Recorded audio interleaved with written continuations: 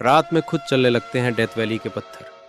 रात ढलते ही मानो इस वीरान इलाके के पत्थरों में जान आ जाती हो।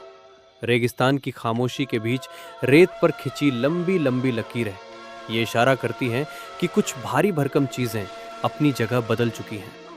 ये रहस्य डेथ वैली से जुड़ा है, जिसके बारे में वर्षों तक सिर्फ फुसफुसाहटों में ही बातें होती रहीं। कहा जाता है कि यहाँ मौजूद पत्थर अपने आप एक जगह से दूसरी जगह पहुंच जाते हैं।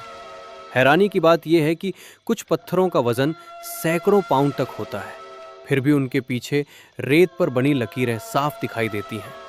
इस अनोखी घटना को समझने की कोशिश में वैज्ञानिक संस्थान नासा तक शामिल रहा, लेकिन लंबे समय तक कोई पुख्ता जवाब सामने नहीं आ सका। यही वजह है कि रहस्य और गहरा होता चला गया। कैलिफोर्निया में स्थित इस जगह को लेकर लोगों की कल्पनाएं भी कम नहीं रहीं। किसी ने इसे जादुई शक्तियों का असर बताया, तो किसी ने एलियंस की मौजूदगी का दावा किया। कुछ लोगों ने तो इन पत्थरों को चमत्कारी मानकर अपने घर तक ले जाने की कोशिश की, ये सोचकर कि शायद किस्मत बदल जाए। बाद में प्लेनेटरी साइंटिस्ट रॉल्फ लॉरेंज ने एक वैज्ञानिक व्याख्या पेश की। उनके अनुसार सर्दियों में यहाँ पत्थरों के नीचे पतली बर्फ जम जाती है। जब तापमान बढ़ता है तो बर्फ के साथ कीचड़ की एक चिकनी परत बन जाती है।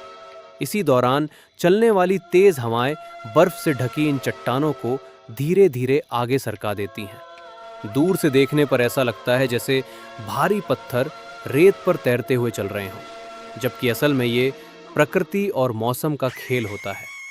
इस व्याख्या के बावजूद रहस्य की परतें पूरी तरह नहीं खुली। आज भी कई लोग मानते हैं कि इस घाटी में कुछ ऐसा है जिसे विज्ञान पूरी तरह समझ नहीं पाया।